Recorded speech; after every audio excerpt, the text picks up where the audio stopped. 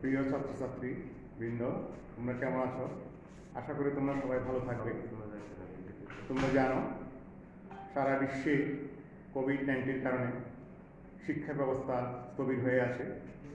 বাংলাদেশ এর থেকে ব্যতিক্রম নয়, কিন্তু আমাদেরকে বসে থাকতে চলবে না। এই মহামারী কখন শেষ হবে কেউ জানে না, কিন্তু একটি দেশ সমৃদ্ধির পথে যেতে গেলে তাকে অবশ্যই সচল থাকতে হবে। কারিগরি শিক্ষা একটি যুগ উপযোগী শিক্ষা।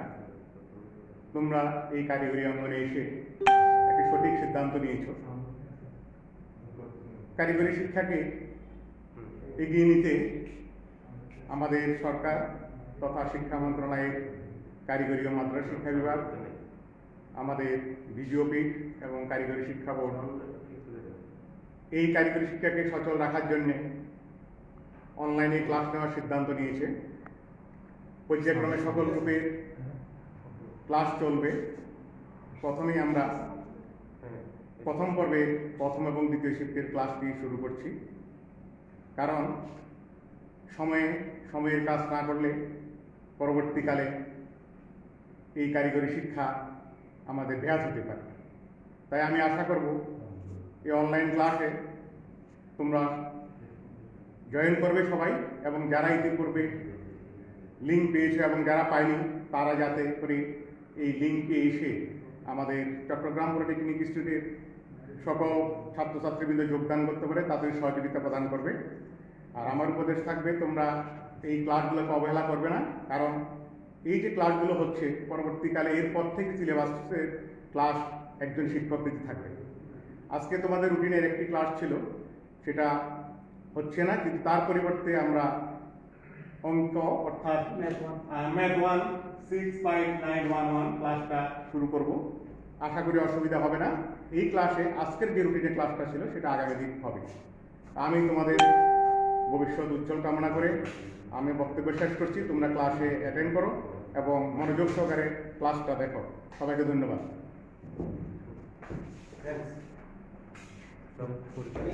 এখানে আপনার একটু কথা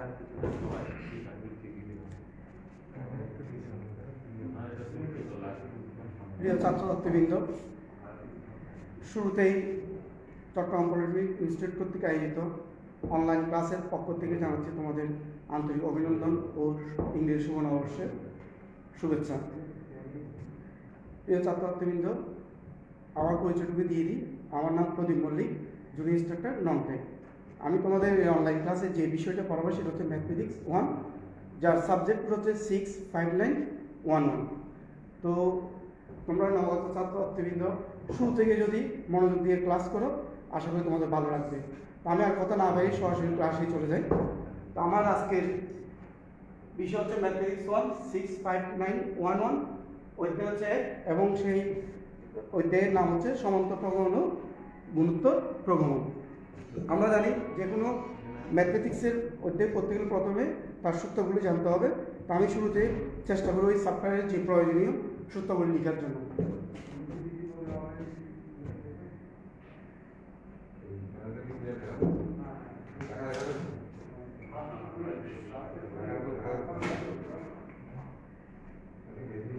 প্রয়োজনীয় সূত্রগুলি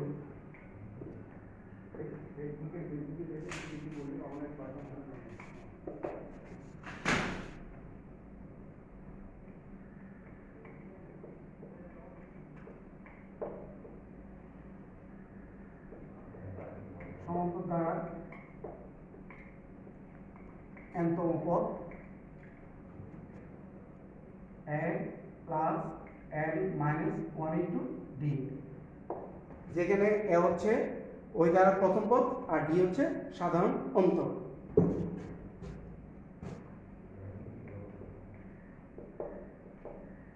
এরপর লিখব সমান্তর দ্বারা n পদের সমষ্টি।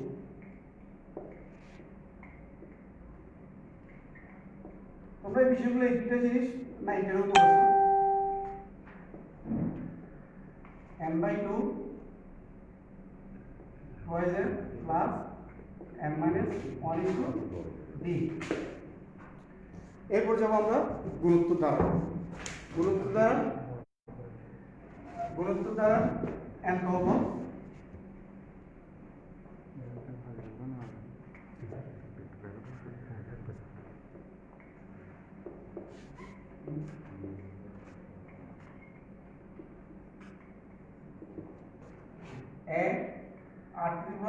n-1, যেখানে এ হচ্ছে প্রথম পদ আর হচ্ছে সাধারণ অনুপাত আর n হচ্ছে পদ সংখ্যা এবং গুণোত্তর দ্বারা n পদের সমষ্টি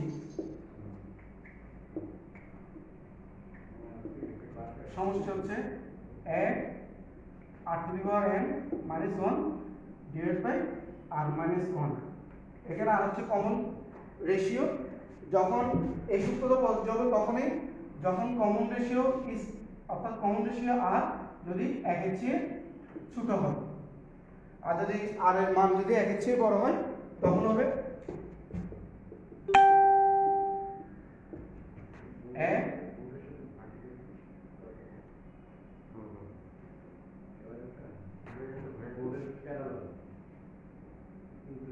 one minus r যখন r is less than 1। এরপর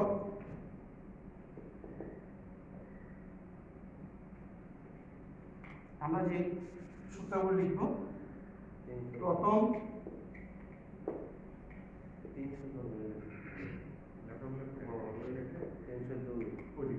n সংখ্যক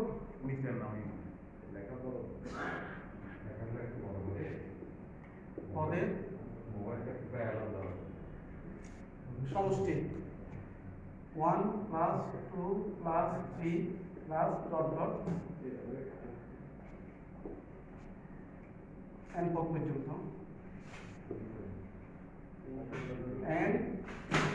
n plus 1 divided by 2। দেখো তোমরা একটু লিখে নাও, লিখে নেওয়ার জন্য একটু সময় দিচ্ছি।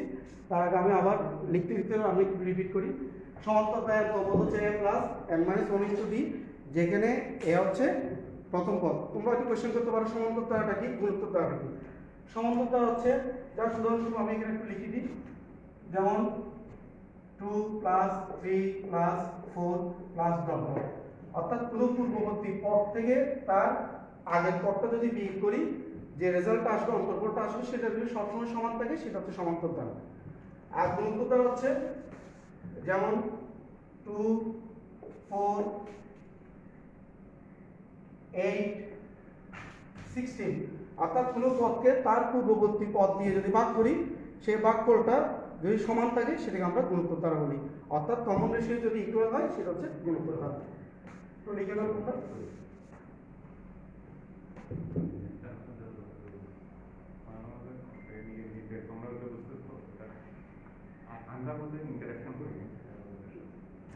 আশা করি এত করে লিখে হয়ে গেছে।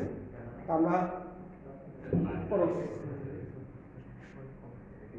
আর তোমাদের যেটা বলা সেটা হচ্ছে যদি কোনো বুঝতে সমস্যা হয় তোমরা ওখানে গিয়ে সরাসরি কমেন্ট করলে আমরা চেষ্টা করবো তোমাদের রিকোয়ারমেন্টটা ফুলফিল করতে।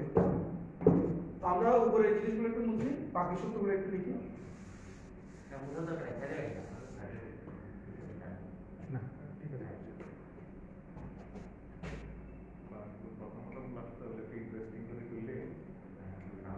আমরা এখানে লিখলাম প্রথম n সংখ্যক পদের সমষ্টি, এখন লিখব যে প্রথম n সংখ্যক পদের বর্গের সমষ্টি।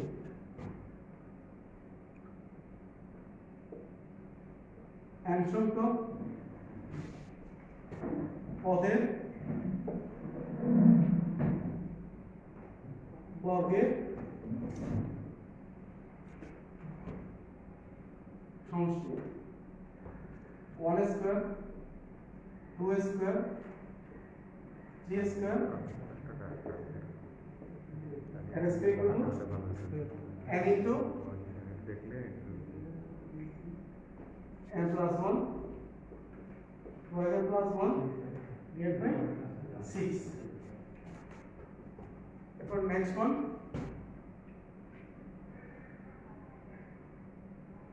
প্রথম n সংখ্যক পদের বা সংখ্যা গণের সমষ্টি বা সংখ্যা লিখতে পারি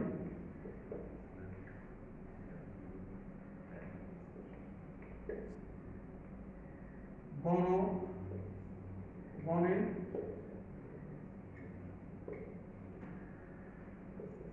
সমষ্টি হচ্ছে n into n plus 1 divided by 2 whole square। এরপরে আরেকটা সূত্র আছে, আমরা সাধারণত এগুলো যারা লিখলাম সব হচ্ছে n সংখ্যক অর্থাৎ সীমিত দ্বারা। তো এটা আরেকটা সূত্র, সেটা হচ্ছে যদি কোনো একটা গুণিত দ্বারা যদি অসীমিত হয়, যেমন 1 plus 2 plus 3 plus 4 plus dot dot, সেক্ষেত্রে সমষ্টি করতে হবে। সেই সমষ্টি সূত্রটা আমরা লিখি, সেটা হচ্ছে কোনো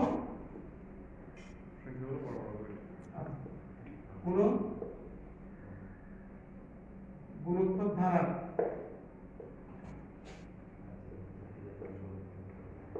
গুণোত্তর অসীম দ্বারা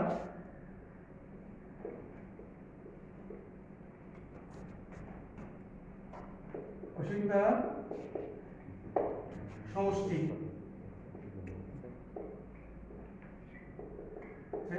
a divided by 1 minus r। যদি r 1 এর চেয়ে ছোট হয় তখন হবে 1 minus r, অর্থাৎ r less than 1 হলে 1 minus r। আর যদি r 1 এর চেয়ে বড় হয় তখন হবে 1 a divided by r minus 1, যেখানে a হচ্ছে আগের মতো প্রথম পদ, আর হচ্ছে কমন রেশিও। মোটামুটি এগুলো হচ্ছে এই চ্যাপ্টারের জন্য প্রয়োজনীয় সূত্রাবলী। তো এগুলো তোমরা যদি মোটামুটি স্টাডি করো, আর আমি যে অঙ্ক করাবো এখন সেই অঙ্কগুলো যদি নিজেরা যদি একটু প্র্যাকটিস করো, আশা করি পারবে, সমস্যা হবে না।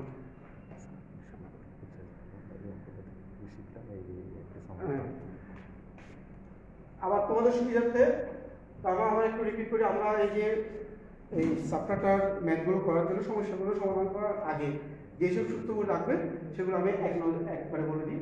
প্রথম হচ্ছে কোনো একটা সমান্তর দ্বারা n তো পদ হচ্ছে a plus n minus 1 into D, যেটা আমি বোর্ডে লিখলাম। a হচ্ছে প্রথম পদ, n হচ্ছে পদ সংখ্যা, d হচ্ছে সাধারণত। সাধারণত হচ্ছে কোনো দ্বারা কোনো পদের থেকে তার পূর্ববর্তী পদ বিয়োগ করলে যে রেজাল্ট আসবে সেটা যদি সবসময় সমান থাকে সেটা হচ্ছে সমান্তর দ্বারা। এরপর হচ্ছে n পদের সেই সমান্তর দ্বারা n পদের সমষ্টি হচ্ছে n/2 twice a plus n minus 1 into D, যেখানে a হচ্ছে প্রথম পদ, d হচ্ছে সাধারণত। এরপর আমরা যাই গুণোত্তর ধারা। গুণোত্তর ধারাটা কি?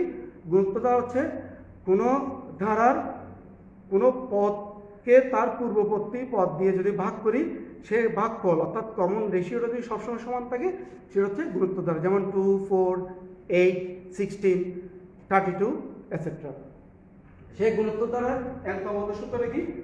a r n-1, এ হচ্ছে প্রথম পদ, আর হচ্ছে কমন রেশিও। এরপর আমরা আসি গুণোত্তর ধারার n সংখ্যক পদের সমষ্টি। সূত্রটা কি? a r to the n-1 divided by r-1, যদি r এর মান 1 এর চেয়ে বড় হয় দেন এই সূত্রটা ইউজ করব। এরপর আসি আমরা সেই গুণোত্তর ধারার n পদের সমষ্টি যদি r এর মান 1 চেয়ে ছোট হয় তখন সেই সূত্রটা হবে a 1 minus r to the n divided by 1 minus r when r is less than 1। এরপর আসি আমরা, যেমন ধরো কিছু স্বাভাবিক সংখ্যা 1, 2, 3, 4 দিয়ে যদি শুরু হয়, প্রথম থেকে যদি আমরা সাধারণত জানি 1 দিয়ে শুরু হয়, তো 1 প্লাস 2 প্লাস 3 অর্থাৎ n সংখ্যক প্রথম পদের সমষ্টি সূত্র হচ্ছে n into n plus 1 divided by 2। এর সেই সংখ্যাগুলো যদি বর্গ আকারে প্রকাশ করি, যেমন 1 স্কয়ার প্লাস 2 স্কয়ার 3 স্কয়ার, দেন সেই সূত্রটা হবে n into n plus 1 plus n plus 1 divided by 6। এরপর আসি আমরা সেই স্বাভাবিক n সংখ্যক পদের বা সংখ্যার গণের সমষ্টি। সূত্রটা কি? n into n plus 1 divided by 2 whole square। আর লাস্ট সূত্র সেটা হচ্ছে কোন একটা ধারা যদি অসীম হয়, সেই গুণোত্তর অসীম ধারার সমষ্টির সূত্রটা কি? a divided by 1 minus r যদি r is less than 1 হয়। আর যখন আর 1 এর চেয়ে বড় হবে সে সূত্রটা হবে a divide by r minus 1। A হচ্ছে আমার এই চ্যাপ্টারের প্রয়োজনীয় সূত্রগুলি। আশা করি তোমরা বুঝতে পেরেছো। যদি বুঝতে না পারো কমেন্ট বক্সে লিখবা, আমরা চেষ্টা করবো সেটা বাকিটা বুঝে দেওয়ার জন্য। আচ্ছা, আমি একটু ওই তোমাদের সুবিধার জন্য একটু নিচে লিখে দিই। এখানে কিছুটা মুখে বলে এখানে এ হচ্ছে প্রথম ক্রস, ডি হচ্ছে সাধারণ অঙ্ক লিখে দিই,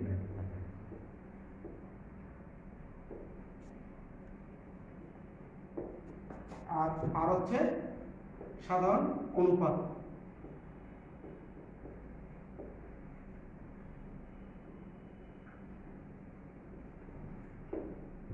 আর এর হচ্ছে পদ সংখ্যা। মোটামুটি এই পর্যন্ত হচ্ছে সূত্র। আর তেমন সূত্র এই চ্যাপ্টার লাগবে না, আমরা অঙ্ক করবো সরাসরি সমস্যা তৈরি হবে, সেই সমস্যাগুলো সমাধান করার চেষ্টা করবো। তোমরা যদি না বুঝে থাকো কমেন্ট বক্সে লিখবে, আমরা চেষ্টা করবো বুঝে দেওয়ার জন্য। আমি প্রথমে একটা সমস্যা নিয়ে আলোচনা করি। প্রশ্নটা লিখি,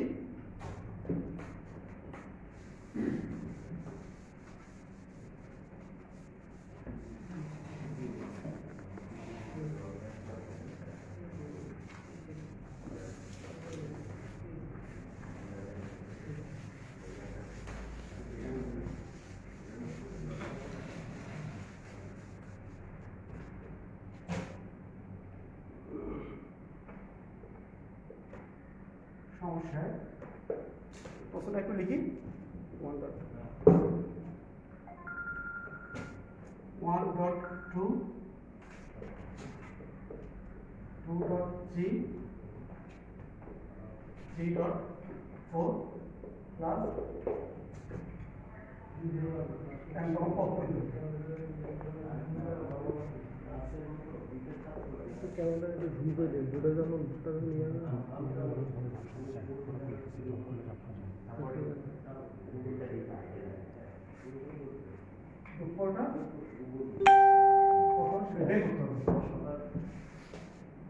আমরা সমাধান দেই। তোমরা কিন্তু ক্লাস 9 যে ধারাগুলো পড়বে সেখানে কিন্তু একটা একটা পদ ছিল, কিন্তু এখানে গ্রাফে যাওয়ার কোনো দরকার নেই। এখানে তো দুটা পদ, আমরা আলাদা আলাদা করে এনতম পদ বের করবো। যেমন 1 2 3 এটা এনতম পদ বের করবো, তারপর হচ্ছে যেটা 2 3 4 এটা এনতম পদ বের করবো। তারপর একসাথে আমরা লিখে নিব। প্রথম আমরা দেখি যেটা যোগফল বের করতে সেটা একটু ধরে নিই। ধরি প্রদত্ত ধারাটির যোগফল, প্রদত্ত ধারার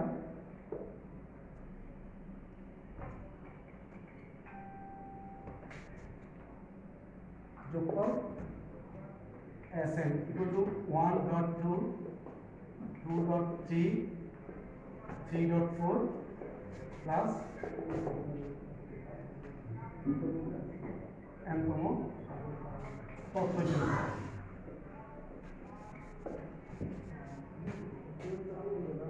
এখন আমরা প্রথমে যে এখানে দুইটা করে পদ আছে না, দুইটা করে সংখ্যা আছে 1.2 2.3 3.4। প্রথমে প্রথম যেটা আছে সেটা হচ্ছে 1 2 3। প্রথম অংশটা এত পদটা বের করি। 1 2 3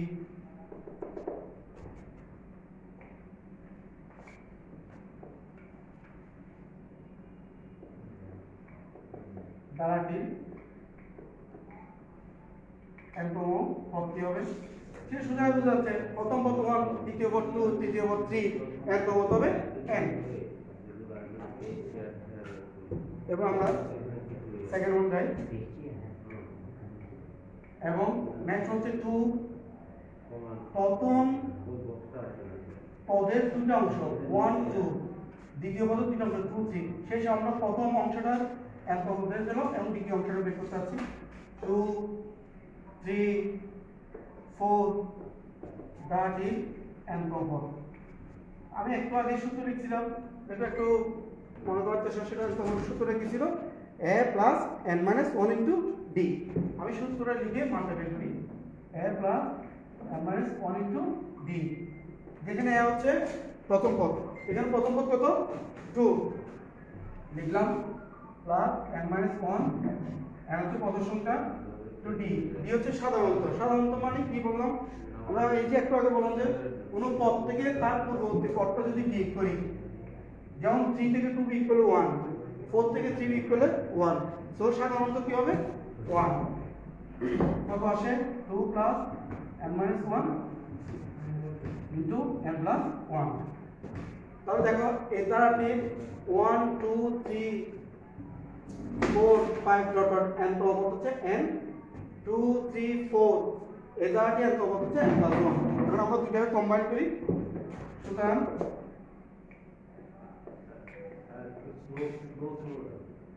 ধীরে ধীরে করতে হবে। দ্বারাটি n তম পদ, যেটা আমরা tn দ্বারা প্রকাশ করব, সেটা হচ্ছে কত, প্রথম অংশটা দেখো তো, প্রথম অংশটা কত n, দ্বিতীয় অংশটা কত n প্লাস 1। এটা আমরা গুণ করি, গুণ করলে কি আসে n স্কয়ার প্লাস n, কি আসলো n স্কয়ার প্লাস n। এরপর আমরা এটা হচ্ছে n তম পদ, এখন n এর মান 1 2 3 4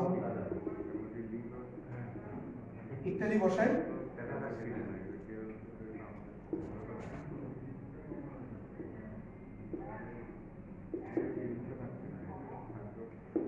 বসালে এর মধ্যে যদি আমরা 1 বসাই কি পাবো, প্রথম পদ, এই যে দেখো 1 কোথায় বসছে n এর জায়গায় 1, জাস্ট সিম্পল এখানে n এর জায়গায় 1 বসে দিলাম, t1 equal to 1 square plus 1, একদম ইজি। এখন নেক্সট ওয়ান n এর মান কত বসাবো 2, জাস্ট n এর জায়গায় 2 বসে দিলাম, 2 হলে কত হয় 2 স্কয়ার প্লাস 2, n এর মান 3 বসাই 3 স্কয়ার প্লাস 3 ডট ডট,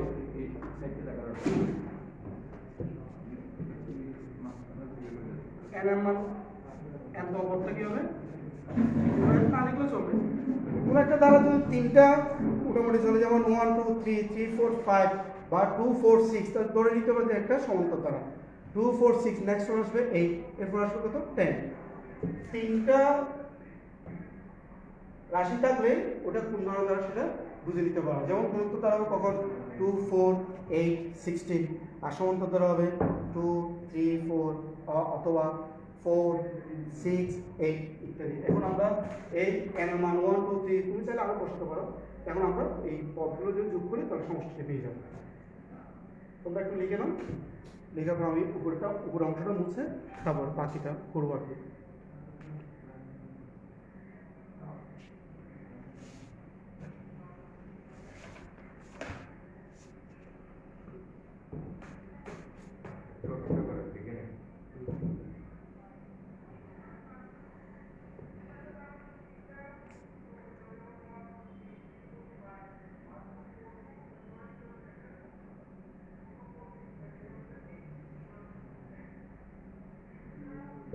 লিখে নাও,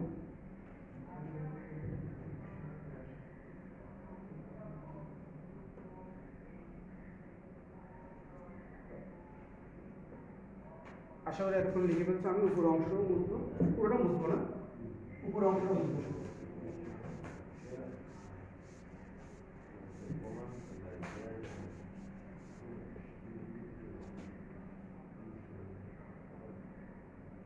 সুতরাং প্রত্যেকটা পদ যোগ করি,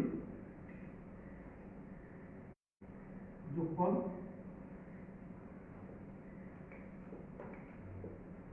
যোগফলকে আমরা এস এর দ্বারা প্রকাশ করছিলাম, t1 প্লাস t2 অর্থাৎ প্রথম পদ, দ্বিতীয় পদ t3 ডট ডট। প্রথম পদটা কত, তবে এখানে যোগফলটা ওই স্বাভাবিক যুগের মতো না, এটা তুমি যদি এত যোগ এত লিখে তোমার সময়টা বেশি লাগবে। তা আমরা করবো কি, প্রথম অংশটা যোগ করবো এই কলম বরাবর, তার সাথে তার পাশে এটা যোগ করবো, তো প্রথম পদের প্রথম অংশটা কি 1 square 2 square 3 square plus dot dot. এটা গেল যে প্রথম পদের এবং দ্বিতীয় পদের তৃতীয় পদের প্রথম অংশের যোগফল। এরপর আমরা লিখব দ্বিতীয় অংশটা। দ্বিতীয় অংশটা কি 1 2 3 1 প্লাস 2 প্লাস 3 প্লাস n পর্যন্ত। আমরা সূত্র লিখছিলাম, এটা বলছিলাম সূত্র জানলে তোমার অঙ্ক করতে খুব একটা অসুবিধা হবে না, সূত্রগুলো ভালো করে মুখস্থ করবা আর অঙ্কগুলো প্র্যাকটিস করা হয়ে যাবে। এখানে সূত্রটা বসে যাবে। আমরা সূত্র লেখার সময় লিখছিলাম কতগুলো স্বাভাবিক সংখ্যার বর্গের সমষ্টি। সূত্রটা কি লিখছিলাম?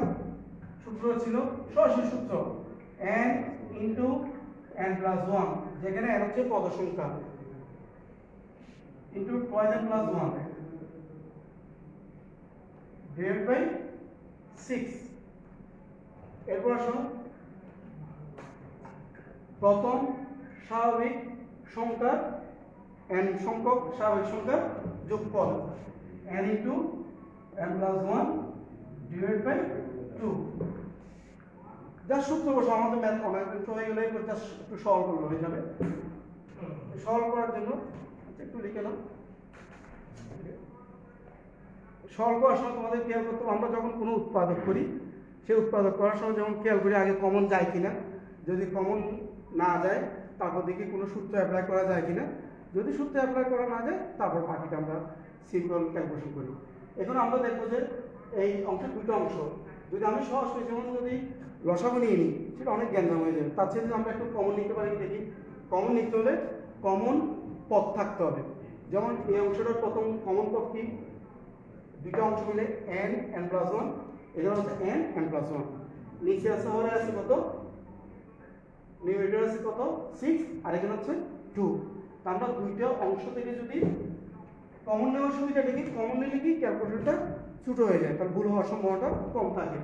যেমন আমরা যদি কমন নিই n into n plus 1 divide by 2, আমরা সেম রেট ইউজ করতে পারি। এখানে আমি রেখে তো n into n plus 1 divide by 2 common নিলে n চলে গেল, n প্লাস 1 চলে গেল, আর কত টুয়াইস n প্লাস 1।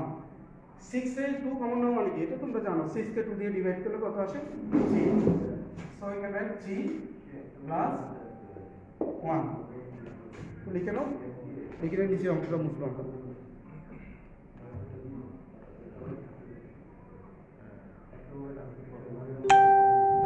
আসলে এই অংশটা লিখছো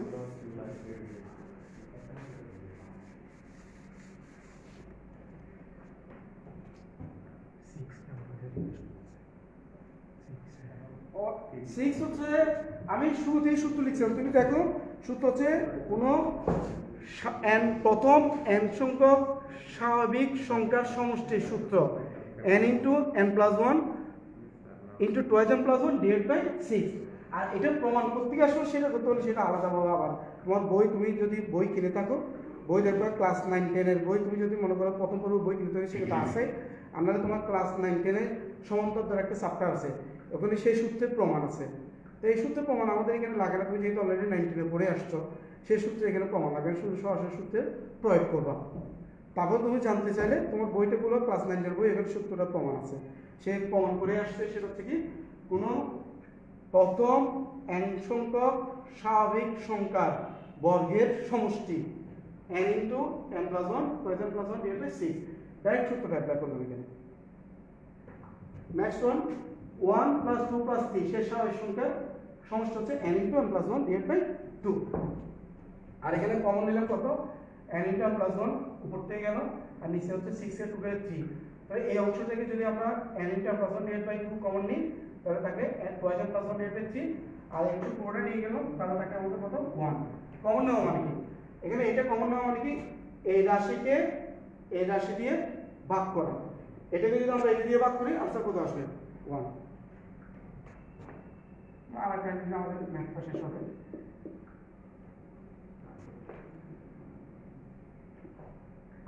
টুয়াইস n প্লাস 1 এটা তোমরা জানো, এখানে 3 হবে, সিম্পল বসাবো। এখন আমরা বাকি অংশটা শেষ করি। 2 ডট 3 এখানে 2n প্লাস 1 প্লাস 3 হতো কত 4 তো 2n প্লাস 4 থেকে আমরা 2 কমন নিলে n প্লাস 2 আর যদি বুঝতে অসুবিধা একটু ভেঙে লিখি 2n প্লাস 4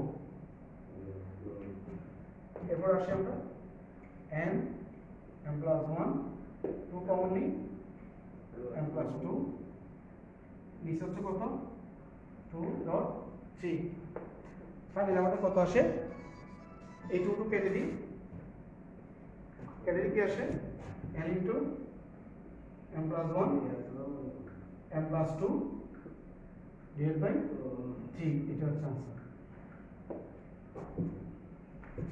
সিম্পল ক্যালকুলেশন এখানে আমি বারবার বলতেছি সেটা হচ্ছে তোমাদের সূত্র জানতে হবে আর প্রচুর প্র্যাকটিস করতে হবে যত প্র্যাকটিস করবে ততই নতুন অঙ্ক নিজেই করতে পারবে তোমরা একটু তুলে নিয়ে আমরা পরবর্তী অঙ্কে যাব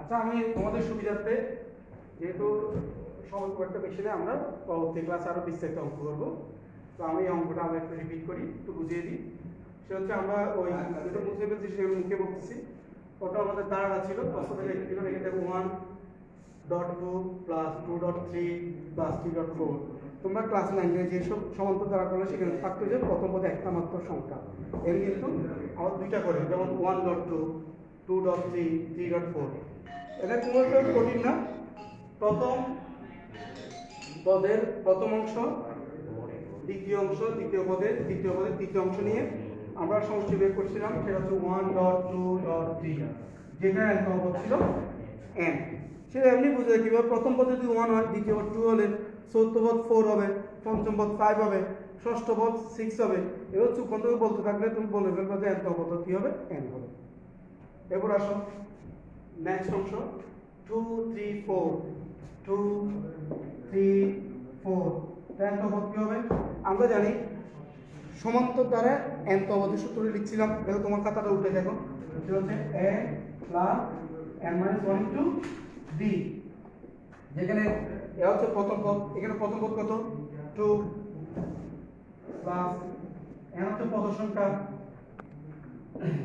ইনটু d d হচ্ছে কমন ডিফারেন্স অর্থাৎ সাধারণ অন্তর সাধারণত আমি আবার রিপিট করি যদি কোনো পদ থেকে তার পূর্ববর্তী পদ যদি বিয়োগ হয় সাধারণত বের করার প্রথম শর্ত সেই ধারাটা অবশ্যই সমান্তর ধারা হতে হবে যেমন 3 থেকে 2 গেলে কত 1 4 থেকে 3 গেলে 1 সো এখানে সাধারণত অর্থাৎ কমন ডিফারেন্স হবে 1 এটা আমরা যদি ক্যালকুলেশন করি n - 1 ইনটু n + 1 সেটা আমরা লিখতে পারবো খাতা শুরু দিবে না তাহলে এই ধারাটার প্রথম অংশের n পদ হচ্ছে n দ্বিতীয় অংশের n পদ হচ্ছে n + 1 দুইটাকে যদি আমরা কম্বাইন করি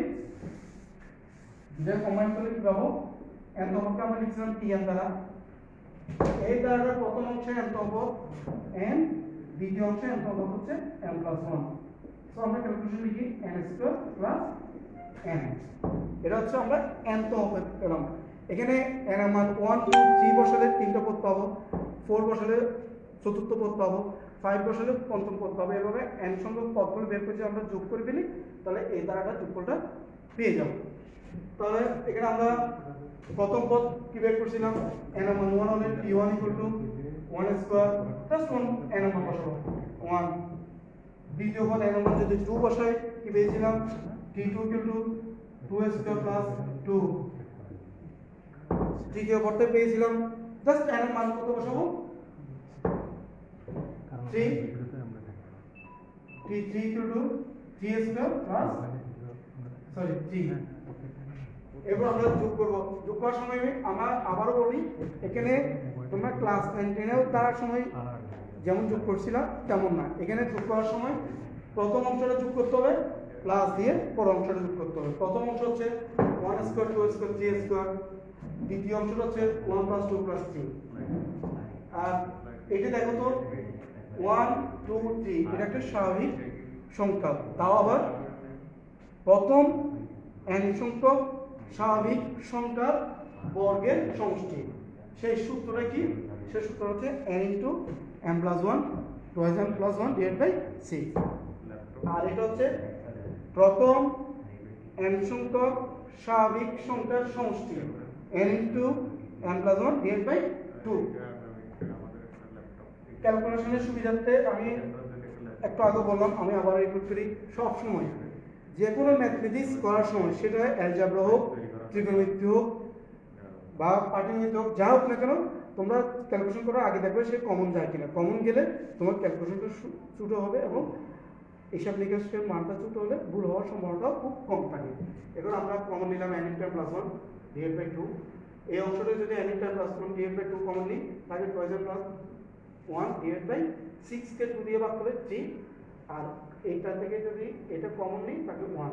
কমন মানে কি, কোনো পদকে যে রাশি দিয়ে কমন নিব সেটা দিয়ে ডিভাইড করা, এটা দিয়ে এটা ডিভাইড করে আমরা আনসার 1। এবার এখানে হর হচ্ছে 3, এখানে হচ্ছে 1, 3 আর 1 এর লসাগু কত, এলসিএম হচ্ছে 3। আমরা জানি 3 কে 3 দিয়ে ডিভাইড করলে আনসার 1, অর্থাৎ হর দিয়ে গুণ, লব দিয়ে, হর দিয়ে ভাগ, লব দিয়ে গুণ। 3 কে 3 দিয়ে ডিভাইড করলে 1, 1 দিয়ে 2n plus 1 কে যদি মাল্টিপ্লাই করি কত আসে, 2n plus 1। আর এখানে হচ্ছে হর হচ্ছে 1, 1 দিয়ে যদি 3 কে ডিভাইড করলে আনসার আসে 3, 3 দিয়ে 1 কে গুণ করলে 3, আর দুটো যোগ করলে 4 আসলো। এরপর কমন নিলাম, সেই 2 দিয়ে গুণ করলাম। তা আমি তোমাদেরকে বাসায় করার জন্য অঙ্ক একটা প্র্যাকটিস করবো, সেই একটা অঙ্ক বাসায় করার জন্য দিই, চেষ্টা করবো। আমি তোমাদের বাইরে একটু বড় করে দিচ্ছি।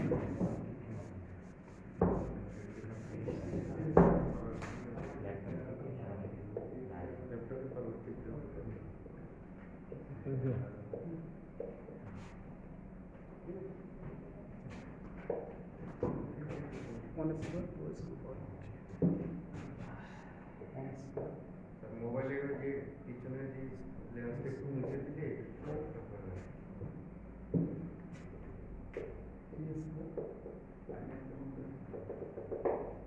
এটা আরেকটা দিই, তোমরা চেষ্টা করবো, না বলে আমি নেক্সট ক্লাসে সমাধান করে দেওয়ার চেষ্টা করবো। আর একটা বাড়ির কাছে তোমাদেরকে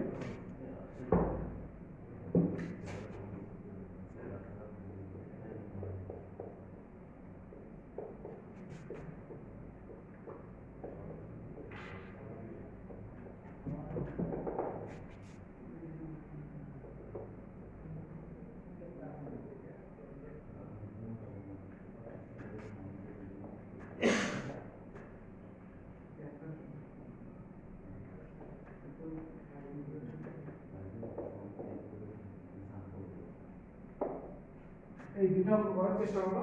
আমরা পরবর্তী ক্লাসে যখন আসবো তোমাদের সমস্যা থাকলে সেগুলো নিয়ে আলোচনা করবো, আর তোমরা অঙ্ক করতে না পারলে বা আমি এই অঙ্কগুলো সলভ করার চেষ্টা করবো। তো আশা করি তোমাদের ক্লাস ভালো লেগেছে। সবার সুস্বাস্থ্য এবং মঙ্গল কামনা করে আজকে আমার ক্লাস এখানে শেষ করলাম। দেখা হবে পরবর্তী ক্লাসে। ধন্যবাদ সবাইকে।